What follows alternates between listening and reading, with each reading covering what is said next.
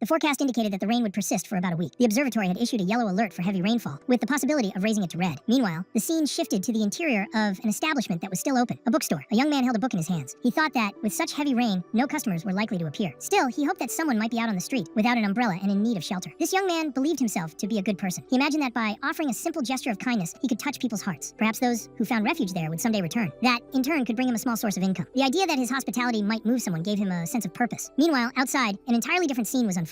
A woman wielded a sword and, with a precise strike, severed a man's arm. Other masked figures, armed with daggers, began to pursue her. She reacted quickly, launching an attack and taking down one of the henchmen. Moments later, she appeared behind another and snapped his neck in a swift motion. But she was wounded. She had started to bleed. Though she had won the fight, she felt her body had reached its limit. 4 of her ribs were broken. She considered that a light injury, but recovery would be slow. Her blood was contaminated. She would need at least an hour to regain basic function. She knew that if she didn't find a place to hide soon, she would be in serious danger. What she needed most at that moment was time. So she began to walk, using her sword disguised as a cane, leaving behind several bodies sprawled across the ground. Moving forward, her eyes caught sight of a faint light glowing amid the storm. It was a bookstore. She found it curious that among all the closed shops, that one alone remained open during such a violent downpour. She didn't know whether it was coincidence or a trap. Either way, she needed shelter to buy some time. She decided to enter first and observe. Upon entering, she saw the young man with a book in his hands. He smiled when he saw her, seemingly genuinely happy about the visit. With kindness, he welcomed her and called her the beautiful customer who had braved the storm. To him, that woman carried many stories. He felt compelled to serve her in the best way possible, ready to use every technique he had learned as a bookseller. He mentioned that a warm towel was available and offered to help her get comfortable. The woman, surprised by such preparation, noticed that everything seemed arranged specifically for her. That was not normal. A simple bookseller wouldn't be so well prepared. She started to grow suspicious. Perhaps he knew something. Still, she accepted the towel, dried herself off, and thanked him. She let him handle the heater as he pleased. In her mind, the important thing now was to figure out which organization this man belonged to. She considered possibilities like the Tower of the Secret Instrument, the Society of Truth, or Walpurgis, the Chosen of the Night. Nothing about him seemed ordinary. He definitely didn't act like a mere bookstore owner. She needed to confirm whether he had truly said he was expecting her. Lin, the young man, explained that yes, he had been expecting her. He said he believed destiny was sometimes magical, capable of uniting 2 strangers in unexpected ways. He thought she was going through a difficult time. Lin commented that the first step in understanding someone was to make a suggestion, that simply saying a person had problems meant little. It was merely a way to begin a connection. The woman agreed with that logic. To her, his comment seemed like part of a strategy. Lin continued his reasoning, murmuring that perhaps this was his chance. His goal was to heal the soul of that customer and deepen their connection. The woman, on her side, admitted she truly did have a problem, one that was driving her toward madness. But she still didn't know whether Lin was an ally or an enemy. She decided to use the opportunity to test his identity and uncover his true purpose. Lin made a guess. Perhaps her problem was related to a relationship. He spoke vaguely, using a common trick among liars. He believed that keeping things ambiguous would create room for the other person to open up. But this woman was no ordinary person. She had just dealt with armed men and knew when someone was trying to mislead her. Still, Lin invited her to sit. She complied, though she found it strange that a complete stranger could already know something so specific. In her mind, there was no way he could have known about the internal betrayal of the White Wolf in such a short time, unless he had been orchestrating everything from the start. So she told him she had been betrayed. She said it was all because of a certain man. The appearance of his magic mirror had been the beginning of everything. That wasn't an ordinary object. It was actually an egg of a magical beast capable of attracting the souls of others. Because of it, years of companionship had been thrown away. They had traded trust for greed and profit, even plotting to use their own group to eliminate their former allies. She thought it was all such a pity. Lin hadn't imagined her problem to be so brutal, but he realized that precisely because of that, it was easier to explore than to fix. So he told her that everything in life has 2 sides. Even if she had been betrayed, it was also an opportunity, one where she could truly see who the people around her were. The woman began to believe he really did know everything, and she agreed that he was right. Yet she said she had still lost. She was wounded because of that betrayal. What she wanted now was to understand why she had witnessed such vileness. Lin pondered her words. He realized that the traitor must have deeply wounded her feelings. Then he explained that yes, there was a reason for it all. Now that she knew what was real and what wasn't, she no longer needed to pity those who had hurt her, even if they were people once close to her. The woman was taken aback. She began to think Lin had been waiting for her with a hidden purpose. She suspected he wanted to use her for some plan against the hunters. She found him cunning and refined. And she also felt that he despised the hunters. She started to think that he wasn't a simple bookseller, perhaps even a high-ranking dark mage. Then she asked what he thought she should do. Lin believed that since those traitors had lost their humanity, the best course of action was an eye for an eye, a tooth for a tooth. This was Lin's third point, the practical suggestion. He revealed that she didn't need to go easy on people like them. He was trying to offer a concrete, suitable suggestion after understanding her situation. In a way, he was comforting his customer. The woman was even more surprised. She wanted to know if he was truly suggesting that she lose her own humanity. She wasn't mentally prepared for that. Lin understood that this was the right moment to act, time to do business. So he showed her what he believed would be useful at that very moment, a book. He said it was the ideal kind of reading for someone who felt lost. He himself had been reading The Confessions by Rousseau and thought it was dull enough to help a confused lady find clarity. The woman looked at the book's title, Blood and Beast. She had never heard of it. She didn't understand why he was giving her that book right then. Suddenly, she found herself completely submerged in blood. Confused, she saw several tentacles emerge around her. She wondered if it was lycanthropy. Strange images flashed before her eyes, blood dripping into a teacup. Lycanthropy was a power contained within blood. A hunter's strength came from the beasts of dreams. They gained part of that power by injecting a small amount of tainted blood into their bodies. The stronger the blood, the stronger the hunter became, but the side effects could be deadly. The woman began to believe that this man possessed a method to control contaminated blood, something hunters relied on to survive. Such a discovery could change the entire balance of power. She thought that was what Lin wanted her to do. She was completely misunderstanding, yet poor Lin simply confirmed it. Yes, that was exactly what she needed to do, but not out of guilt, rather so she could face herself honestly. He was merely doing what he considered his job, recommending a book to a heartbroken girl. She took the book in trembling hands, frightened. He could have offered comforting words, but instead, he gave her a book. Still, it looked as if she were on the verge of tears. Then Lin placed a hand on her shoulder. He wanted to say something to strengthen her resolve. He declared that, on the day the final trumpet sounded, he would stand before the supreme judge with that very book in his hands and proclaim aloud, "This was my thought. This is who I truly am." To Lin, every person harbored a primitive, bestial desire. He encouraged encouraged her to confront it and to trust him. If she did, she would be reborn. That was Lin's fourth point, the decisive conclusion, the moment when he guided his customer onto the right path, a path only possible after unlocking the deepest emotions. Lin used the customer's own trust to help her take action. Smiling, he said it was all for a new tomorrow. He invited her to share a toast with him. The woman thanked him for the advice and said she would move forward. Without hesitation, she drank from the cup. Lin was startled. It was only hot water. He had merely wanted her to warm her stomach. Still, she seemed fine. At that moment, he asked her to fill out the library's registration form. She wrote down her details. That was when Lin saw her name, Ji Shu. He remembered a famous millionaire who had developed that underground district, Jibonong. Lin realized the woman before him was his only daughter. He was surprised. He saw in this encounter an unexpected opportunity. With her, he might earn enough money to renovate his shop's display window. He offered her a 1-month loan for the book, with the possibility of extending it for 1 more week at most. Since the rain was still pouring outside, he also lent her an umbrella and asked her to return it when she brought the book back. She thanked him for his help, but wanted to know a bit more about it. Lin grew a little uneasy, wondering if he had said too much by accident, but he decided to answer honestly. He revealed that his name was Lin Ji, and that he was the owner of that bookstore. Even so, Ji Shu still believed he wasn't revealing his true identity, yet she felt he was on her side, so she wished him good night and left. Lin wished her a safe journey. When she was gone, he sat back satisfied that he had done his good deed for the day. He felt wonderful about it. Perhaps he thought that was the reason he had been transported to that world. He began tidying up the counter, preparing for the next customer, if there would be another that day. Meanwhile, Ji Shu opened the umbrella and walked down the street. She believed Lin wanted her to deal with the trader before the deadline. Still, he seemed hopeful that she would return someday. Suddenly, she was startled. She immediately activated her cane. A man holding a book was approaching her. At that instant, the scene shifted to another place, the continent of Azir, in a city called Nokin. There, Lin Jie picked up an old book titled Rituals and Folklores. Looking at it stirred old memories in his mind. He remembered his past life. He had lived in a city called Nokin and claimed to have transmigrated to this world. It had already been 3 years since then. The story then returned to the year 2017. In Lin Jie's original world, he was a folklore professor. He was at the University X library. A student reminded him it was closing time and asked if he wasn't leaving. But Lin Jie said he wanted to read a little longer and told her to go ahead. He would close everything himself. She agreed, left him in charge, and went out. Outside, another girl was waiting for her. She asked if Lin Jie was still inside. The classmate said yes, that he loved books deeply. She also mentioned having heard rumors that he was a book maniac who spent all his salary on rare editions, taking it far too seriously. Inside, Lin Jie heard all that and just sighed. Night had fallen when he finally locked the library door. In the dark room, an enormous magical rune was drawn on the floor. The ritual preparation was complete. He knew that fulfilling such a wish seemed only a dream, but a faint spark of hope remained, and for that, he was willing to try, even knowing the pain and price it might bring. He placed his hand on the floor and made a simple wish, to possess all the books in the world, but nothing happened. Frustrated, he expected as much. He should have known it was an illusion. He had heard that this was a magic circle capable of granting any wish at a price, but he thought it was all nonsense. Yet something bizarre occurred. A strange creature appeared behind him. He felt its hot breath near his ear and froze in shock. When he turned around, he saw a door, and with a huge eye at its center. It was at that moment he understood. If he opened that door, his wish could come true, but the price would be steep. He could never return to Earth. He didn't hesitate. He stepped through without looking back. The scene shifted again. Lin Jie now held his teacup. After passing through the door, he had arrived in the city of Nokin. Time there seemed to fly. Drinking tea in that world wasn't much different from before, but he thought such rituals must have consequences. What knocked at his door every day was simply a peaceful, quiet life. Still, he no longer wanted to think about it. He was free to update his library whenever he wished, and could read an infinite number of books. From time to time, he healed the souls of his customers through simple conversations, feeling like a teacher of life. He loved living simply. His only concern was the lack of new customers. Still, his conversational skills remained sharp. He imagined that the young lady who had visited his bookstore must be doing well, but in reality, Ji Shu was in shock. She saw an old bearded man standing right before her. The man passed her without a word. She froze, unable to react. Her hands wouldn't move. The old man realized the cause of it all was the book. He thought Ji Shu was merely a lucky woman. Soon she felt herself being enveloped by an invisible serpent. The man, who was also carrying a book, vanished. Weak, Ji Shu leaned against the wall, trying to understand whether that man was really who she thought he was. The old man walked on toward Lin Jie's bookstore, where Lin greeted him calmly. Lin Jie knew him as Old Wild. He asked if Wild had come to return a book. Wild smiled oddly and requested to be called by his real name. He also asked whether Lin Jie had gotten a new customer. He guessed Lin had lent her one of his more popular books. Lin Jie explained that he had chosen that book because he thought it suited her. Wild then returned the borrowed book. Lin Jie thought the old man shouldn't have read that title. It would only make him more confused. Wild only understood this after realizing how profound the book truly was. It was like a complete world from life to death, from beginning to end. Ji Shu, still outside, was listening to the entire conversation. She knew who that man was. His real name was Frank Wild, also known as the Devastating Black Mage, a man with a face covered in black scales. According to the 1788 rules of the Society of Truth, mutants were divided into 4 levels. The acronym used was a PDI, abnormal, petrifying, devastating, and indescribable. Frank Wild was known for the mask he wore. His serpent blood made his pupils dark green. In the past, he had fought against one of the 10 holy knights of the tower. During that battle, he destroyed an area of 10,000 square kilometers. That was how he earned the title of Devastating. There weren't even 10 mutants of that level in the upper region of Nokin. Across the entire continent, there were fewer than 100. Ji Shu couldn't believe that Lin Jie was able to have a normal conversation with a mutant like that. Perhaps she truly had met someone extraordinary. Meanwhile, Lin Jie was tidying up the books. He thought Frank Wild seemed to be in a bad mood. If the old man needed help, Lin Jie believed he shouldn't hesitate to ask. Despite his strange appearance, Frank Wild was one of the few regular customers who often visited the bookstore. Lin Jie knew he had 2 sons who didn't treat him well. His mistress had left him. His colleagues feared him because of his looks. That's why he was always alone, a true empty nester. For Lin Jie, it felt nostalgic. He then recalled their first meeting 2 years ago. That day, Lin Jie smiled and welcomed the new customer. He thought the man had an extraordinary story. His clothes suggested wealth, and his face was deliberately covered. Lin Jie found him interesting, but noticed a spiritual emptiness in him. He wanted to heal that man's soul, and if he succeeded, perhaps turn him into a loyal patron. When Frank Wild realized Lin Jie was the bookstore owner, he offered him an old book he'd kept for a long time, believing it might hold value for collectors. Lin Jie said he gladly accepted such works, and explained that his bookstore provided a wide variety of services. Without delay, he went to get some black tea, saying it was the only thing he had to offer at that moment. Even so, Frank Wild initially refused, commenting that his face frightened people. But Lin Jie believed there was no reason to fear a customer. To him, focusing on appearance instead of the heart was utter foolishness. His words moved the old man, who then removed his hood as a gesture of trust. He liked what he heard and accepted the tea, thanking Lin Jie for his kindness. It was at that moment that Lin Jie saw the old man's face clearly. He thought it was truly ugly, and a face hidden by a mask and many scars. Still, he chose not to comment, to avoid making making the situation awkward. Instead, he focused on the book he had received. He realized it contained detailed research on several obscure languages and decided that was where he should direct his attention. Frank Wilde sipped the tea calmly and found he actually liked the flavor. He could tell Lin Jie was skilled in his craft. Meanwhile, the bookstore owner examined the book more closely. It was a rare record of unusual and even extinct languages. The letters and lines were imbued with magic. That caught Lin Jie's attention, and he was impressed. Frank Wilde was astonished. He couldn't understand how Lin Jie could sense the magical essence within the manuscripts. Those texts had been carefully treated with exorcism, and not even the most powerful mutants could detect any lingering abnormality. Yet Lin Jie interacted with it so naturally and calmly. It made the old man begin to question who this person truly was. He felt he couldn't let his guard down. Even though he couldn't sense any aura from Lin Jie, he knew this man was anything but ordinary. Curious, he asked if Lin Jie had studied such material before. Lin Jie replied that he wouldn't call it study. He said he simply had a few books and had long expected that someone as knowledgeable as Frank would eventually become lonely. So he decided to offer the old man a new direction. He showed him a blue-covered book, the famous demonic language, considered one of the most complex dialects of ancient China. He wanted to test whether Frank Wilde could understand it. When the old man saw the title, he trembled. The cup slipped from his hand, and he grew visibly nervous, just at the thought of that language. To him, it represented the true demon. Lin Jie, however, was pleased. His plan had worked. Frank Wilde wanted to know where Lin Jie had obtained such a rare book. The question frustrated the bookseller. He couldn't simply say that there was no such place as China in this world, so he quickly made up a story, claiming that the book came from an ancient civilization, one he could never return to. The old man noticed the longing in Lin Jie's voice, which made him believe the bookseller had some kind of connection to that mysterious civilization. His curiosity deepened. He wanted to understand what kind of being Lin Jie really was. At that moment, the bookseller asked how he should address his customer. Frank Wilde answered, revealing his name, and also asked Lin Jie's. Thus, they introduced themselves formally. Even after learning the old man's name, Lin Jie kept referring to him as Old Wilde. The old man noticed that, but decided not to dwell on it. The story returned to the present. Frank Wilde explained to the bookseller that he had reached a new bottleneck in his research. Thanks to the demonic language book Lin Jie had lent him 2 years earlier, he had discovered a new direction, but now he needed more clues like that. He wanted similar books, especially those dealing with ancient and occult languages. Lin Jie understood perfectly and promised to help his customer once more. Then, the scene shifted abruptly. It showed a moment from 40 years ago. Frank was young then, standing before a giant. The giant watched him intently, recognizing in the young man the power of a mage, one who controlled the power of words and languages. White mages wrote their spells, while black mages recited them. As a black mage, young Frank Wilde needed to find the sound of his own soul, to create a personal and unique language. Only then could he walk the path to the supreme level. Frank Wilde remembered that scene vividly, amazed that he still recalled those words so clearly. Back in the present, Lin Jie wanted to confirm whether that was truly what the old man desired. To borrow another book like the demonic language. Frank Wilde said yes. He explained that the book was confusing. It seemed to belong to a single language, yet was deeply intertwined with a culture and customs he didn't know. He needed to understand it better. Lin Jie thought for a moment, asked him to wait, and stepped away, leaving the old man alone for a while. Frank Wilde still believed Lin Jie was a generous and selfless man. He remembered vividly how 2 years ago he had been humiliated in defeat by Joseph, someone he despised. His research path had become clouded, but Lin Jie had guided him without hesitation, gifting him a rare treasure without asking for anything in return, all while concealing his true power completely. Deep down, the old man was convinced that Lin Jie was some kind of hermit, a supreme level scholar. 2 years had passed since then, and with the remaining knowledge from that book, he had uncovered crucial clues about forbidden spells. All of this was thanks to the help of that mysterious bookseller. Now, he wanted to express his gratitude somehow. Lin Jie then returned, apologized for keeping him waiting, handed him the new book, and confidently recommended it. He apologized again, saying he didn't mean to sound pretentious, but confessed that he felt confident in that field. Frank Wilde's surprise was immediate. The book he was receiving had been written by Lin Jie himself. The bookstore owner explained that it was merely a humble piece of work. Frank found that unexpected. He was familiar with the 3 major religions, those who worship the Society of Truth, the moon cult connected to the Church of the Dome, and the Church of the Plague, which worship the mist surrounding the Great Walls. But this ghoul cult described in the book was something entirely new to him. He had never heard of it before. He could feel a sinister aura emanating from the text, and thought that whoever had written it must be a dark and twisted person. He wanted to understand it better, and began to suspect that Lin Jie might be trying to found his own religion. Frank Wilde wanted to know if that was truly Lin Jie's area of study, if he devoted himself to rituals. Lin Jie calmly confirmed it, explaining that this field of study had changed his fate in the past, even though it was something old and not worth mentioning until now. That only made the old man more curious. He began to believe that Lin Jie was in hiding precisely because he knew too much. He asked if the book had been hand-bound. Lin Jie then revealed that he had suffered an accident in the past, and because of it, was unable to officially publish his work. He said he only had that one copy, but was lending it to the customer anyway, trusting him enough to do so. If the old man didn't trust his work, he could recommend another similar book instead. Even so, Frank Wilde was deeply grateful for his generosity. To him, it was an honor to have the chance to read something created by Lin Jie. He thought that book was priceless. It felt like the true life's work of the bookseller. At the same time, he felt a bit uneasy receiving something so important, wondering if he was being used as a test subject. Lin Jie, however, believed the old man was just being overly polite. Even though it was a unique copy, Lin Jie tried to reassure him. He placed a hand on the customer's shoulder and told him not to worry. He was certain the old man would value the book even more through his unique perspective. He also explained that the book wasn't that important to him. He had an entire forest of books around him and could reprint the content whenever he wished. The knowledge he carried in his mind could not be stolen. At most, people could take away his fame or fortune, and to him, those were the most useless things of all. He asked if Old Wilde understood what he meant. The old man was caught off guard by those words. Lin Jie only wanted to heal his soul. He believed that could only be done through companionship, by making the old man feel like he had a friend. But the old man, much like Ji Chu, interpreted everything differently. Even so, he thanked Lin Jie for his teachings. Lin Jie said he would be glad if the old man could recommend the bookstore or the book to others. Frank Wilde was more than willing to do so, believing that was the price the bookseller wanted him to pay. Or at least, that's what he thought. Thus, he promised to help spread Lin Jie's work. Still, he felt it would be best to keep the bookseller's identity a secret. He decided to study the book's contents carefully first, then only speak about it verbally and with great caution. He opened his magical inventory and thanked Lin Jie once again for all the wisdom he had received over the years. As a token of gratitude, he offered the bookseller a gift, a kind of gargoyle. Lin Jie was surprised to receive such an object, but Frank quickly assured him it wasn't valuable and didn't come close to what he had received in return. Still, the gift was sincere. He explained that he had been given the gargoyle by his professor on the day he graduated. The professor spoke highly of the creature, saying it had strong magical resistance and tough skin. Its claws and teeth were as sharp as knives, and it could sense murderous intent on its own. In combat, it was no weaker than the most feared elite knights. Lin Jie remained surprised by the old man's man's kindness. He examined the gargoyle closely, finding the craftsmanship so detailed it seemed almost alive. In truth, he didn't even realize that the creature was real. He thought it was just a precious keepsake. To him, that alone was enough. Lin Jie also felt that the object seemed capable of repelling evil. Since it had been offered by his customer, he gladly accepted it, saying it was a beautiful piece of art and that it suited him well. Frank Wilde was overjoyed to see that the bookseller liked it. As the visit came to an end and the old man prepared to leave, he couldn't hide how impressed he was by Lin Jie's kindness. He made it clear that next time, he would prepare a much greater gift, something worthy of a supreme level. Lin Jie smiled and said he would be waiting eagerly. After that, he bid the customer farewell and closed the bookstore. As he locked the door, his gaze fell upon the decorative gargoyle. He wondered if the old man could find another one to make a pair. However, he had no idea whether the gargoyle was male or female. Observing the sculpture once more, he concluded that it had a revitalizing aura, with a noble kind of intimidation. Feeling tired, he decided it was best to rest for a while. But before he could leave, he noticed a strange black liquid on the table. Shocked, he saw that the liquid began to move on its own, forming words. It said it had been a long time since they last met. Lin Jie was startled, but soon recognized the presence. It was the same entity that had sent him to that world. It had been 3 years since his last contact with the being. At that moment, Lin Jie believed its appearance meant it was time to pay the price. Still, he only wanted to know what he needed to do. He wasn't afraid. That mysterious entity had fulfilled his greatest wish, and for that reason, he considered it a benevolent spirit, something like a genie. He believed whatever the creature asked for wouldn't be unreasonable. When he read the words, his eyes widened. The entity explained that he had already paid the price. That was why it had awakened. Lin Jie wondered if this had something to do with him lending his book to old Frank Wilde. The mysterious creature confirmed that was exactly the reason. He then asked whether having the customer recommend the book to others somehow benefited the creature. Again, it confirmed. In the end, Lin Jie concluded there was no problem with that. He felt he had already done his part. Suddenly, the liquid vanished without a trace. The scene then shifted to a man named Jack. He was speaking through a communicator, saying he had discovered the whereabouts of the so-called faceless scale, referring to old Wilde. He reported seeing him on 23rd Street in the city of Noken and believed he was involved in an internal conflict among hunters. He also mentioned that the old man had stayed inside a bookstore for an entire hour, which Jack found extremely suspicious. He thought the bookstore might actually be a black mage's hideout. The person on the other end of the line was shocked by the information, calling it highly valuable and promising to gather the data to report directly to Joseph, the same person Frank had mentioned earlier. However, Jack didn't realize that Frank Wilde himself was standing right behind him. The old man found it amusing how that young man was such a brave little mouse. Without wasting a second, Jack drew a knife and tried to attack the supposed dark mage with everything he had, but Frank was faster. He grabbed Jack's face with one hand and snapped his neck with ease, killing him instantly. On the other end of the line, the man who had been speaking with Jack panicked, not understanding what had just happened. Frank, meanwhile, crushed the communicator under his foot, finding it audacious that someone had dared to spy on him in a residential area. In his opinion, death was a light punishment for such a crime. The rain continued to pour relentlessly. The scene then shifted to the secret instrument tower. The man who had been in contact with Jack earlier was now rushing down the hall toward the situation room, the director's office. When he arrived, he knocked on the door to report what had happened. The director of the secret instrument tower immediately granted permission for Claude to enter. As soon as the subordinate stepped inside, the director asked whether something had happened to the magic mirror. Showing deep anger, he abruptly stood up and slammed his fully mechanical hand onto the desk. The impact was so intense that a huge crack spread across the wooden surface. He was furious with the Nokins, whom he considered a true plague. According to him, if it weren't for those people, he would already be at home, enjoying a peaceful retirement. Now, all he wanted was to use the tombstones of the Nokin families as punching bags. Claude, startled by his superior's outburst, only wished he would calm down, but the director wasn't in the mood to listen. Then he noticed that Claude had left the door open. Immediately, the subordinate turned and closed it as fast as lightning. He then apologized and said that a new case had just come up. The director couldn't imagine what could be more important than the crimes committed by the Nokins. However, Claude explained that the spy responsible for monitoring 23rd Street had been killed. Before dying, he had discovered the whereabouts of Frank Wilde. Upon hearing the Dark Mage's name, the director's eyes widened, and his fury returned in full force. Claude continued, explaining that Frank had vanished after the Battle of the White Hills 2 years earlier. At the time, everyone believed he was dead, so much so that a bounty had been issued for his capture. No one expected him to have survived. In truth, the only one who had believed that was the director himself. He knew Frank very well, and even felt a strange thrill upon learning that his enemy was alive, and so close. Determined, the director swore to crush his enemy's head and utterly destroy him. The problem, however, was the lack of information, since Jack had been killed. Even so, Claude reported that Frank Wilde had spent over an hour inside an ordinary bookstore. It was possible that he had bought or borrowed a book. The director found all of that suspicious. It made no sense to him that Frank, a powerful dark mage who used words as a source of power, would simply walk into a common bookstore to get any random book. Still, Claude insisted that the store was registered as a property of the Ash Tree Merchant Group. According to records, it had been active for 3 years, and though it had few customers, it enjoyed a good reputation. Claude also mentioned another curious detail. The bookstore's owner was not a native of that city. That raised suspicions that the place could, in fact, be a hideout for dark mages. But he made it clear that they still lacked conclusive evidence. The director, irritated, couldn't understand the doubt. In his view, the Ash Tree Merchant Group belonged to the Druids, and Druids were known for their devotion to nature and the forests. Getting involved with dark magic would be completely inconsistent with their principles. Claude, realizing where the conversation was heading, began to fear the consequences. If they acted rashly, they could damage diplomatic relations with the Druids and provoke retaliation. The director's anger only grew. In another fit of rage, he punched the wall, shattering part of it. Enraged, he shouted that Druids were nothing but watermelon eaters. Claude found that strange, since, as far as he knew, Druids didn't even eat watermelon. The director noticed his subordinate's puzzled look and sensed he was being judged as irrational. That made him step closer to Claude, attempting to intimidate him. Amid the tension, the director demanded that Claude repeat the mission of the Order of Knights. Trembling, the subordinate answered that it was to eradicate evil and bring peace to the world. The director agreed with the answer and made his point clear. They could not allow any evil person to remain alive, nor could they tolerate anyone who collaborated with evil. To the director of the secret instrument tower, it made no sense that Frank Wilde had stayed inside that bookstore for more than an hour, just to chat, drink tea, or read a book. It sounded far too absurd. He looked at Claude suspiciously, wanting to know if his subordinate truly believed such nonsense. If the answer were yes, he would have no choice but to use his mithril curtains as an excuse to kick Claude's dignity. Nervously trembling, Claude tried once again to calm his superior down. He explained with difficulty that the Ash Tree Group still funded 40% of the tower's reconnaissance department. Upon hearing this, the director finally paused to think. That information made him hesitate. Without another word, he grabbed a coat. He had decided to personally visit the bookstore to find out what was so special about that place. The director, whose name was Abraham Joseph, began walking through the tower's corridors. As he passed, various staff members greeted him. The tower's structure floor was enormous, so he had to use an elevator to move more easily. In his hands, he carried a report containing information about Lin Jie, the bookseller. He was eager and curious to learn what kind of man this Lin Jie was. During the trip, Joseph began to feel strange. His mind started to drift, and suddenly he realized he was hallucinating again. Before his eyes appeared the image of a sword. He recognized it immediately. It was the Candela sword, a cursed artifact. Then the scene in his mind changed. He now saw himself being restrained by several tentacles. He was being held down as a long-haired knight covered his mouth. He began to drown in darkness. Desperate, he fought against the suffocating sensation until he finally regained consciousness. He found himself standing in the middle of the street under heavy rain. Startled, he concluded that he wouldn't be able to visit the bookstore that day. The Candela sword was known for carrying a powerful curse. It drove anyone who touched it insane. That happened because of the tragic death and madness of its original wielder. Only an extremely powerful knight with a pure heart and absolute mental strength could resist the sword's influence. Joseph had once been known as the radiant knight of the unyielding sacred flame, but now he was nothing more than a crippled and weary old man. He felt torn between returning to the tower to wallow in regret or simply disappearing with his pain. Meanwhile, the scene shifted again to a place where several rotting corpses lay scattered on the ground. A hooded man watched the carnage, astonished by what he saw. This chaos was not what he had expected. His name was Helix, leader of the White Wolf Group. Observing the destruction, he admitted he had underestimated a certain woman, the former second-in-command of the organization. He now realized that had been a mistake, for she was no small fry as he had once thought. As he reflected on this, the scene transformed once again. Now it showed Ji Jishu, the former vice leader of the White Wolf, being targeted by a massive coordinated attack. Several men came toward her with the clear intent to kill. However, Ji Jishu did not move. She stood her ground. Suddenly, several chains appeared out of nowhere and lashed out at the enemies, violently knocking them down. The one responsible for that defense was Max, a man standing by her side. Still calm and composed, Ji Jishu demanded to know the situation. Max explained that it had been confirmed. Helix was now corrupted by the source of the magic mirror. The influence had completely transformed him. He had lost his sanity and started a massacre among the hunters. Upon hearing this, Ji Jishu began to tremble. The mere mention of Helix's name now inspired fear. Yet Max warned that there wasn't much they could do. Helix had joined forces with Casper, the third in command. Because of that, Max believed this would not be their last attack. The worst was still to come. At that moment, Kay appeared, covering the rear. She was a loyal ally of Ji Jishu and brought vital information. Kay explained that Helix was far too powerful, the member closest to the state of panic within the White Wolf. Since Casper had trained most of the hunters, this was likely a well-planned scheme from the beginning. The only reason Ji Jishu had been betrayed in such a way was that she was being hunted because of a cursed enemy. Ji Jishu felt deep gratitude toward Kay, for she had swapped clothes with her to confuse their pursuers, and had held off most of them alone. Without her allies' help, Ji Jishu knew she would never have escaped on her own. Kay, on the other hand, saw Ji Jishu as someone extraordinary. She didn't know exactly what Jishu had gone through, but since her return, it was evident she could suppress the side effects of cursed blood. Even in extreme states of transformation, Jishu maintained her sanity, something beyond the capacity of any normal hunter. To Kay, the way Ji Jishu combined pure agility with lethal destruction was something worthy of a goddess. Suddenly, another figure appeared, a man with a sinister little mustache. He made it clear that although Helix and Casper were strong, they were only close to the panic level. In his view, the true panic level hunter was Ji Jishu herself. He believed that both Helix and Casper would eventually fall to her. That man was Ryan, known simply as Ryan, the strategist and intelligence officer of the White Wolf. His flattering words left Ji Jishu a bit embarrassed, but she recognized she needed people like him around. Despite everything, she trusted Ryan's loyalty, for a magical rune of fidelity had been etched into his soul. The same enchantment placed by a white mage of their house protected both Kay and Max, allowing them to resist the mental corruption caused by the source of the magic mirror. Knowing this, Ji Jishu made it clear that everyone there shared the same cursed blood. Hunting the cruel beasts of dreams was a path they had all chosen willingly. There was no turning back. Max understood and accepted that truth. Kay only wished Ji Jishu would be careful. Meanwhile, Ryan, the cunning strategist, observed everything with analytical eyes. The group then began to move. The scene shifted to the gate of a church. With her brutal strength, Ji Jishu smashed the entrance as if it were made of paper. Inside, they found Casper, the third in command of the White Wolf. However, something was off. He was alone. That immediately raised Ji Jishu's suspicion. She wanted to know where Helix was, but Casper gave no answer. Ji Jishu stepped closer, sensing that something wasn't right. When she touched his shoulder, she got her confirmation. Casper was dead. Acting quickly, she called Max, who pulled out a vial of medicine. Kay, nauseated, struggled not to vomit. Swiftly, Ji Jishu applied the liquid to Casper's body. Within moments, he began transforming into a werewolf. Even faced with the grotesque sight, Ji Jishu remained focused. She wanted answers. She needed to know where Helix was and whether he had taken the source of the magic mirror with him. Casper, now in a beastly state, looked like a deranged creature, disheveled, with marks and symbols covering his body, somewhat resembling the singer Post Malone. His eyes glowed a deep crimson, and his skin was marred with pulsating black veins. In the midst of his collapse, he uttered in a distorted voice that Ji Jishu's holiness was about to arrive. Moments later, his body convulsed violently, then went limp. He died before their eyes. Ji Jishu froze, her gaze lost for several seconds, unable to process what had happened. Then, overwhelmed by frustration, she struck the wall with a brutal punch, cracking the concrete. The impact echoed through the church hallway. She deeply regretted not being able to prevent that outcome. Max, trying to stay level-headed, suggested they ask for help from Haywood, the white mage of the house. He believed Haywood wouldn't refuse assistance, especially under such dire circumstances. However, Ji Jishu rejected the idea. She said it wasn't necessary and instructed Kay to continue investigating Helix's whereabouts together with Max. Meanwhile, she turned to Ryan, the group's strategist, and ordered him to follow her. Ryan, confused, didn't immediately understand the reason or their destination, but Ji Jishu's look made it clear. She was heading to Street 23, the very place where all the recent tracks led. The scene changed once again. Lin Jie was in his bookstore, sitting behind the counter with a tired expression. The shop was silent. Another day had begun with no customers. It had been 3 days since he had last seen Frank Wilde and Ji Jishu, and business had been quiet ever since. Still, he remained optimistic. He thought about how much his life had changed thanks to the help of a mysterious dark-skinned woman. It was through her that he had secured funding to keep the bookstore open, obtaining a formal business license and a temporary residence permit. While organizing the books, Lin Jie reflected on Ji Jishu. He hoped that the book he had recommended had truly helped her in some way. He never imagined that the violence within academies and schools could be so brutal. He pondered better ways to share his collection, since he couldn't rely on coincidences like that to attract new customers. Lost in thought, he suddenly heard the sound of the door opening. When he looked up, he was surprised. It was Ji Jishu. The woman walked in calmly, and he instinctively greeted her with a polite smile. It was an uncanny coincidence. He had just been thinking about her. She looked beautiful, her hair neatly arranged, her cheeks slightly flushed. She seemed nervous and apologized softly. Lin Jie felt a little embarrassed, but kept his professional composure. He warmly welcomed her, though inside he was surprised. He never expected her to return so soon. In his mind, he thought Ji Jishu was a good woman, and in a way, a beacon of hope for the bookstore's success. He believed that if he could help her, perhaps his shop would thrive as well. He commented that he hadn't expected to see her again so soon, and noted that she was the first customer to return in such a short time. Jijishu, however, misunderstood. She thought he was disappointed by her return. Feeling insecure, she worried that she was being a burden to him. She wanted to ask for help again, but didn't want to seem like a useless client, someone inferior to others. As they talked, she noticed something on the librarian's desk, a small gargoyle sculpture crafted with exquisite detail. The piece seemed almost alive, radiating an intimidating aura. Even though it was motionless, it exuded presence. Jijishu was intrigued. He thought Lin Jie was pretending to be just an ordinary man, but by showing something like that, he revealed a more mysterious, hidden side. He imagined that he was trying to send a message, perhaps some kind of symbolic comfort to her. However, interpreting it that way made her feel even more vulnerable. She thought the librarian saw her as a fragile child. Embarrassed, she apologized again for having disappointed him. At that moment, the door opened again. Ryan entered the bookstore with an expression of total disbelief. He looked at Jijishu and couldn't believe what he saw. To him, it was unthinkable that she, the panic hunter, would stop everything to visit a simple bookstore. The rat became even more frightened when he realized Lin Jie was a completely ordinary person. Lin Jie himself showed curiosity about who that fellow was, and it was Jijishu who explained that the rat was one of her subordinates, trying to reassure the librarian. Even so, Lin Jie suspected Jijishu might be hiding some trauma, perhaps related to the way she had presented Ryan as someone loyal. To him, it seemed contradictory that someone who said they had taken revenge would be so hesitant now. He also didn't understand why she seemed so disappointed in herself. Thinking about it, Lin Jie decided to ask Jijishu directly if she had failed at something. He prepared a cup of tea for her, and as he served it, the young woman's expression made it clear she thought the librarian already knew the truth. In reality, however, Lin Jie didn't know anything. Everything was a product of Jijishu's imagination, and she ended up admitting that she had failed. She told them that her enemy had escaped and that she had no idea where he was now. She revealed that she had fought him for 2 days, following the clues she'd previously received, and had even managed to punish him temporarily. The previous night, after 5 hours of intense battle, she had finally destroyed the enemy's base. However, the cost had been high. During the confrontation, she realized he already knew he couldn't beat her directly, and so abandoned his own allies to flee. At that moment, she realized she had underestimated the enemy called Helix. Despite that, she felt she needed to apologize to Lin Jie for her failure and carelessness. The librarian, not understanding any of the context, simply continued acting naturally. He said it wasn't her fault, and while sipping his tea, tried to interpret Jijishu's words, which seemed to indicate she had quarreled with someone. Without knowing exactly what she meant, Lin Jie began making analogies between fighting and love. He thought she was talking about an unresolved relationship, as if she had tried to fight for an unrequited love. In his view, Jijishu seemed emotionally shaken after arguing with someone who had broken her heart for 3 days in a row. He also didn't understand how that man had managed to escape, which made him think the fellow was crafty. Worse, Lin Jie believed that this man had run off with Jijishu's money, which made him feel he finally understood the situation. Curious, Jijishu asked what he thought about it, while the rat watched everything in fear. That whole scenario was completely confusing to him. The rat clearly remembered the moment he had told someone that Frank Wild was in the city of Noken, even though the person on the other end of the communicator had doubted the information at the time. Ryan, for his part, said he would provide more details soon. He claimed that the guy was just a naive brat who carried a loyal mage's rune as some kind of insurance, not knowing how easy it was to break. Even so, he admitted the rune's power was interesting. At that moment, Kay appeared and told the rat that Jijishu was looking for him. She reminded him that he was her subordinate, not a loose rat wandering around. Ryan apologized for making Jijishu wait and told Kay he was on his way. However, the rat was more interested in something else. He dreamed of the ability to transform freely between man and wolf. If he found the way to obtain that power, he believed he would have the key to defeat the hunters and get the information he needed. For him, even a wild rat like him could become a king, so he didn't want to disappoint his leader, Jijishu. He also didn't understand why she treated the librarian with so much respect, as if she were facing an indescribable deity. Jijishu sought guidance from Lin Jie, who calmly explained that she didn't need to worry so much. According to him, everything was simpler than she imagined. The enemy she was facing was no longer a specific person, but other fears, something more internal. What paralyzed her was, in fact, fear itself. Lin Jie said that if she just waited a little, good news would come soon. As he spoke, the rat looked visibly confused and shocked. To him, everything Lin Jie said seemed false, like empty words said with a gentle smile. He recognized it, tricks of an experienced liar, and the rat believed he knew this type of behavior very well. Then Lin Jie apologized to Jijishu and asked her to wait a few minutes because he needed to take care of something. He said he would return in about 5 minutes. In truth, the reason was simple. He had drunk too much tea, thinking no one else would come to the bookstore, and now needed to go to the bathroom. Meanwhile, outside the conversation, Ryan grew impatient. He wanted to know what his boss was doing. To Jijishu, that tone was disrespectful, and she thought he was being clueless. She explained that she had brought the rat there only because his information might be useful, not because she trusted him or valued his presence. She made it clear the rat didn't even understand basic rules of behavior. To her, he was reckless. Hearing that, the rat was outraged. He felt offended to be called reckless. To him, Lin Jie might be rotund and elegant, but he wasn't as special as he seemed. The rat believed that if he wanted, he could find at least 3 people at the librarian's level. He couldn't understand how Lin Jie had left his leader so confused, so lost. But before he could continue, Jijishu pulled the hidden blade from her cane and pointed it at him, ordering him to be quiet. She said she knew she shouldn't have brought him. To her, malicious people only saw malice in others. Angry, Jijishu declared that if he had no use, she would kill him right there. The rat felt the weight of the threat, but tried to stay calm. He thought she was too naive, easy to manipulate. He imagined that if he made her trust him, everything would work out. In the end, he guaranteed his loyalty to her and said that one day she would understand. At the same time, he discreetly drew a hidden blade from beneath his wrist, the kind seen in assassin games, wanting to prove his worth when Lin Jie returned. Outside, the rain fell without stopping. Thunder split the sky and the atmosphere grew heavy. Suddenly, the gargoyle mage moved toward the rat, as if it had sensed something. Lin Jie began to go down the stairs at that exact moment. Jijishu, seeing this, thought perhaps the librarian had warned the gargoyle. The attack happened so quickly she didn't even have time to react. In an instant, the rat had already been eliminated. If she had been the target, nothing would have been left. That moment made Jijishu tremble. For the first time, she felt what it was to stare death in the face. It was a chilling, terrifying, definitive sensation. She believed Lin Jie already knew Ryan's intentions and his recklessness, but had chosen not to act directly. Instead, he made an excuse to go upstairs, letting the gargoyle deal with the problem. To her, it was a brutal yet elegant tactic. Even so, she didn't know what to do. She couldn't think of how to fix the situation and deeply regretted having brought the rat to that place. She decided there was no use asking for help anymore. Now she was worried about what the bookstore owner would think of her. Upon returning, Lin Jie noticed that something was off and asked if there was something wrong with the madame. He saw that she looked pale and suggested she relax a little. He said the bookstore should be a cozy place for its customers and that that there was no reason for her to look so frightened. With a smile, he assured her that he wasn't going to devour her. Gigi Chu's reaction became even tenser. Frightened, she apologized and began to explain that her assistant had been extremely ignorant. She admitted she shouldn't have brought him there and only wanted the librarian to believe that it hadn't been intentional. Faced with Gigi Chu's reaction, Linji was completely confused. He didn't understand why she had been so scared. In reality, he had only made a joke to lighten the mood. Gradually, he considered the possibility that Gigi Chu truly believed he could devour people, which sounded absurd for someone so warm and friendly as him. He began to think that she was more naive than he had imagined. Now it made sense why she had been emotionally hurt by trusting someone bad. For Lin Jie, all of this was related to romantic disappointments, and so he decided to administer another round of soul healing. After all, she had placed her trust in him by asking for help, and he would use that trust, not out of malice, but to calm her as a client. Sincerely, Lin Jie apologized for his joke and admitted that he wasn't very good at that kind of humor. He said he preferred her to express her ideas clearly, so he could do his best to help. Gigi Chu felt relieved by his forgiveness and thanked him once more, feeling slightly embarrassed for bothering him. Then she asked for a book recommendation, as her willpower was weak. Lin Jie thought for a few moments. He still didn't understand why she was so shaken, as if she had lost something important. He suspected that the recent departure of her subordinate might be related to that emotional wound. Remembering Ryan, Lin Jie commented that the young man didn't seem very trustworthy, and that it might be better to avoid topics like absolute loyalty when it came to him. This surprised Gigi Chu. She believed the librarian wouldn't say such a thing without reason, and began to suspect that something was wrong with the loyalty rune implanted in Ryan. The rune had been created by Haywood, a trusted mage of her family, supported directly by her father. According to magical rules, only white mages know how to break the loyalty spell embedded in a rune. If that rune had failed, then Haywood could be involved in manipulating the zones and attracting others suspiciously. With a trembling voice, Gigi Chu realized she no longer knew whom she could trust. The insecurity was real. At that point, Lin Jie calmly explained that she could only trust herself. People, he said, are naturally flawed. No matter how hard she tried to understand others, the human heart would always hide unknown things. If she wanted to be truly invincible, she would need to become as strong as steel. With that, Lin Jie offered her a book. The title was How the Steel Was Tempered. He wished for her to enjoy reading it, regardless of how she interpreted its content. Somehow it would help her. Before she left, Lin Jie gently placed his hand on her shoulder and quoted a passage from the book. It said that a person's most precious asset was life itself. And since we live only once, one must live in such a way that, when looking back, there are no regrets. To live without carrying useless scars and without feeling ashamed of having had a purposeless past. Gigi Chu left the bookstore knowing she possessed her own destiny. Outside, she noticed something strange. The book's title had changed. It now read Steel Will. Upon opening it, a powerful flash burst from its pages. In seconds, she began to feel its effects. The force contained within the book was intense. The infinite will of steel touched her very soul. The impact was so strong that she began to bleed from her nose. Yet she smiled. It was as if she were awakening from a long sleep. She remembered everything. The gargoyle incident, the betrayal, the breaking of the rune. And now she was certain. The rune implanted by Haywood had been failing for a long time. Then, a vision appeared. A massive eye, brimming with strange energy, advanced toward a house and grabbed Ryan by the neck. The power of that gaze struck her as well. She didn't fully understand what was happening, but she knew it was the book's effect. Even without full comprehension, she felt that Lin Jie had done something extraordinary. He had reshaped her soul with ease and granted her a large amount of mana. This gave her the chance to rise to the panic classification. A new level of power. That kind of boost made her nearly overflow with satisfaction. For Gigi Chu, this wasn't a punishment. It was a blessing, a second life. And it wouldn't be an exaggeration to say that Lin Jie had given her exactly that. Gigi Chu truly believed Lin Jie was trying to build his own power through the hunters. She thought he wanted to gradually transform the ranking system and the ecosystem in which these hunters operated. That's why she believed he had decided to help her. As for his intentions, she felt she fully understood them. From that moment on, she would dedicate herself completely to him. She would give her body, her loyalty, and her obedience. Above all, she didn't want to disappoint him again. Meanwhile, Lin Jie looked out the window and saw Gigi Chu outside, being hit by the rain. He also noticed her bleeding nose, which confused him. Deep down, he hoped she wasn't some unbalanced girl, especially after having been abandoned by a past love and now visiting his bookstore so frequently. Despite everything, he didn't want to think anything impure. Moreover, she was very wealthy and for that reason, could not be interested in someone ordinary like him. Therefore, he thought he should stop acting like a beta and begin thinking of better ways to attract more customers to the bookstore. The scene then shifted to Joseph, who held a piece of paper with information about Lin Jie. He was standing right at the bookstore's door. After checking the data, Joseph believed he had found the right location. He found the bookstore suspicious and didn't understand why Frank would visit such a place. Nevertheless, he knew he couldn't let the opportunity slip now that he had a lead. What bothered him was having to verify everything personally, when he preferred to rely only on spy reports. But as a knight, he still believed his mission was to deliver justice with his own hands. With that in mind, he decisively entered Lin Jie's bookstore, where Lin Jie was at that moment reading a children's book called The Little Prince. Though it seemed simple, the book contained deep reflections and touching lessons. Lin Jie thought it would be a perfect bedtime read, but he was startled by the sound of the door opening. He was surprised and even pleased to see another customer arrive that day. Deep down, he thought Gigi Chu was like a lucky charm for his business. Seeing Joseph, Lin Jie thought the new visitor looked threatening. Nevertheless, he maintained his welcoming demeanor and greeted him, explaining that customers could read, borrow, or purchase any book in the store. Observing the environment, Joseph concluded that it really seemed like an ordinary bookstore. There was no strange energy or unusual aura in the air. If that was the case, he thought it wasn't worth wasting time asking questions about Frank. Looking at Lin Jie, he noticed that he was very young and might not even have relevant information. The only thing that caught his attention was the decorative gargoyle in the store. To him, Frank would never give something like that without a deep reason. So Joseph wanted to confirm whether Lin Jie was really the owner of the place. The librarian noticed that the client wasn't very friendly, but he responded affirmatively and called him Grandpa. This form of address took Joseph by surprise. He was completely incredulous at being called that, especially as a man with 2 scars on his face. Anger welled up inside him, and for a moment he felt like smashing the other's skull, but he restrained himself. He knew he shouldn't unleash all his fury on someone who seemed ordinary. Then he placed his hands on the table abruptly, showing his impatience. He wanted to know if the gargoyle belonged to Lin Jie. The bookstore owner explained that it was a gift from a client, a simple souvenir, and it was not for sale. This made Joseph even more irritated, as he didn't want to buy the object. As a sacred knight, he didn't even wish to touch something like that. Still, he insisted on knowing if Frank Wilde was the one responsible for that gift. Without hesitation, Lin Jie confirmed it, finding it strange that this old man also knew Frank. He wasn't sure if Joseph held any resentment. Soon, Joseph began to feel that something was wrong. Frank Wilde would never reveal his name to an ordinary person, let alone give such a valuable gift. Until recently, he had believed that this bookstore was a secret meeting point for dark wizards. However, observing the young man's Frank's behavior, everything seemed to suggest otherwise. Linji acted like an ordinary person, which led Joseph to reconsider his suspicions. Perhaps the bookstore was just a neutral point for exchanges, without direct involvement in magical practices. Meanwhile, Linji, who considered himself experienced in reading people, began to change his perception of the man. Despite his threatening appearance, the old man didn't seem evil. In fact, he had entered without causing any trouble and maintained his composure. This indicated that he might be kind, and if that were the case, there was no reason to hold a grudge against Old Wild. Thinking of this, Linji asked if Frank was Joseph's friend. The question deeply irritated the sacred knight. Even so, Joseph chose to lie. He said he had known Frank Wild for many years, and that they could be considered longtime companions. He recounted that they had fought battles together, shedding blood and tears side by side. However, a past disagreement had separated them, and since then he had heard nothing from the other. Despite his words inside, Joseph only thought about smashing Frank's face with his own hands. He remembered having beaten him in the past, and still could not accept that Frank had survived somehow. On the other hand, Linji was moved by the story. He thought the two must have had a deep and meaningful friendship. He felt touched imagining the experiences they had shared, and said he believed Frank Wild would be moved to hear about it. To him, it was a friendship worthy of envy. Joseph then explained that he had been searching for his old companion for years. He wanted to know if Frank had left any contact information. He wanted to see him in person. Linji sincerely said he didn't know the address. However, he mentioned that Frank had recently stopped by the bookstore and borrowed a book. According to him, it was supposed to be returned in a few days. He promised to inform Frank as soon as he saw him again. Wanting to be kind, Linji offered the visitor a cup of tea. He said he could sit, rest a bit, or even read a book, but Joseph interpreted the gesture as a suggestion that he looked tired. Still, he found it curious that someone could maintain such politeness even in front of a mutant like him. It had been a long time since anyone had spoken to him so casually since he became a radiant knight. Everyone treated him like a deity with fear or reverence. That's why Linji's simple and straightforward behavior intrigued him. Not wanting to seem weak, Joseph replied that he had only been standing for a short time and was not tired. Even so, he accepted the tea but refused the idea of reading a book. He said he didn't like reading and hadn't even brought money with him. Noticing that the old man was opening up, Linji began to find him incredibly arrogant, yet still likable in his own way. He explained that the books were available for free reading, especially those on the shelves behind him. He said the visitor could feel free to leaf through any copy while drinking black tea. Even with the invitation, Joseph made it clear that he didn't intend to stay long. Then, a headache began to manifest. At that moment, his eyes fixed on a specific title on the shelf, Seed of the Abyss, that immediately put him on high alert. Meanwhile, Linji continued trying to convince him to try a book. He mentioned that he himself was reading a very relaxing fairy tale, and that such stories were perfect for calming the soul. Joseph thought fairy tales were childish and meaningless. He couldn't understand why an adult like Linji would be interested in such reading. To him, it was incomprehensible. Linji interpreted that critical look as an attempt to appear superior. He felt that the old man was difficult to deal with. Still, he huffed and calmly replied that it was the best fairy tale he had ever read. Moreover, it was the only copy in the entire city of Noken. According to him, reading it was excellent for relaxing before sleep, and helped improve sleep quality. The sincerity of that answer surprised Joseph once again. Suspicious, he wanted to confirm whether the mentioned book was really a fairy tale. Linji then explained more clearly. He said that it indeed was a classic. The title was The Little Prince. However, when looking at the book in front of him, Joseph did not see the Little Prince. What his eyes saw was Seed of the Abyss, something completely different. It wasn't a children's tale, but a dark and terrifying story. He didn't understand what was happening, as the librarian treated a horror book as if it were an innocent fable. Wanting to investigate, Joseph asked to see the book up close. He made it clear that he didn't want to seem rude. He wasn't interested in the content itself, just wanted to examine it. Lin Jie, on the other hand, thought the old man was trying to act tough. Inside, he was certain that the grumpy man was just sentimental. He believed that, in the end, Joseph would fall in love with the enchanting tale. As soon as he took the book from Lin Jie's hands, Joseph began to feel intense pain. Dizziness followed immediately. He was surprised. He realized that his candela was reacting to something. He had no idea why. Then, he remembered what the librarian had said about the book being good for sleeping. That's when he began to suspect that Lin Jie might be trying to make him fall asleep. Therefore, he needed to keep his eyes open at all costs. But it was already too late. Joseph's body gave in and he fell to the floor forcefully. Lin Jie, startled, ran over. He wanted to know if the old man was okay. It seemed like a sudden illness. He prepared to administer first aid and, if necessary, call for external help. However, upon checking his breathing, he noticed it was stable. His heartbeat was normal as well. He touched the visitor's neck to be sure. That's when he couldn't believe it. Joseph hadn't fainted due to a medical problem. He was simply sleeping. Lin Jie found it incredible. The old man had a healthier pulse than his own, despite being much older. Yet, he couldn't understand why someone would fall asleep so suddenly. It made no sense. Nobody slept like that just by looking at the little prince. Nevertheless, it was the reality before his eyes. The man had fallen asleep right there in his bookstore. With nothing else to do, Lin Jie decided to make him more comfortable and wait until he woke up to ask what had happened. He tried, with some effort, to drag the old man's body into a better position, but it was useless. Lin Jie was weak. He had imagined Joseph to be heavy, but not this heavy. To him, the knight seemed like a true brown bear, muscles on every part of his body. That was completely unexpected for someone of his age. If Joseph were lean like Frank Wild, it would have been much easier to handle. However, in this situation, Lin Jie needed someone else to help, maybe a customer, but there was no one nearby. With no alternatives, he sighed deeply and looked at the sleeping body. With respect and resignation, he silently apologized to the old man for what he was about to do. Then he began dragging him as if he were truly handling a corpse. It was at that moment he noticed something unexpected. Old Joseph had a mechanical arm. This made Lin Jie realize that the elderly man was disabled, just like Old Wild. The arm was confusing, complex, with a design that no ordinary person could operate. This made Lin Jie imagine that the old man might have been a high-ranking military officer, now retired. That arm reminded him of veterans he had encountered before. They had the same aura, cautious behavior, imposing presence, and clear signs of post-traumatic stress. In Lin Jie's view, this type of elderly person was always difficult to deal with. He was therefore unsurprised by the old man's arrogance. Now everything made sense. He also knew that mechanical arms were prone to malfunctions and short circuits, especially when exposed to moisture. Given this, he believed the old man's fainting had been caused by an electric shock. When he paused to think more carefully, he realized that the whole situation seemed very strange. The image he imagined was disturbing. It was as if he were carrying the body of someone he had just secretly killed and was now bringing it to his store to hide the crime in a macabre way. However, he pushed these absurd thoughts aside. He knew he was a good person, and no one would think such a thing of him. Even if the scene were misinterpreted, he was not at fault. Then a black cat entered the store and was startled by the scene. Lin Jie noticed that the old man was holding the book firmly, even unconscious. This indicated that he had really enjoyed the reading. Lin Jie thought the old man was stubborn, but deep down, just wanted him to have a good night's sleep, despite his arrogance. Suddenly, Lin Jie heard a sound coming from outside. He noticed a paw print on the ground, left by the cat, and quickly went outside to investigate. Upon leaving, he discovered it was just a cat. He told the feline to go back home, as staying out in the rain was dangerous. Meanwhile, the cat seemed restless, as if deeply shaken by everything it had witnessed, As soon as it moved away from the bookstore, its form changed. It shed the metamorphosis and revealed its true identity. A man visibly in shock, crying. This man was Morrison Gregg, a member of the Tower of the Secret Instrument, an intelligence and reconnaissance agency. Gregg was a big fan of Joseph and had worked hard to be accepted into the agency in order to stay close to him. He knew everything about the history between the Radiant Knight Joseph and the Dark Wizard Wild, and was worried about his idol. That was why he had discreetly followed him to the bookstore. He thought there would be no problem, as the place seemed ordinary, without any magical reaction. Later, he even planned to ask for an autograph. 10 minutes passed, and when he saw that Joseph still hadn't left the bookstore, Gregg decided to take a look while still transformed into a cat. That was when he saw the exact moment the old man fainted. He was shocked, unable to understand what had happened. He wanted to know if the elder had been speaking normally, and then suddenly fell. He also wanted to find out if the librarian was too strong or had used some dark magic on his idol. He observed everything carefully and heard the moment Linjie said he only wanted the old man to sleep well. But that expression disturbed him deeply. To Gregg, it sounded as if the librarian wished Joseph to fall into an eternal sleep. When Linjie finally noticed the cat's presence, Gregg panicked. He thought the librarian was a very dangerous person, perhaps even someone impossible to defeat. Gregg was extremely frightened. He could still hear Linjie's voice telling him that wandering out in the rain was dangerous, and that he should go home. Now, Gregg sat on the ground, soaked, his heart racing. He felt as though he had just experienced a near-death moment. He believed Linjie could have captured him easily, but had chosen to let him escape. He thought perhaps the librarian wanted him to return and report everything to the tower.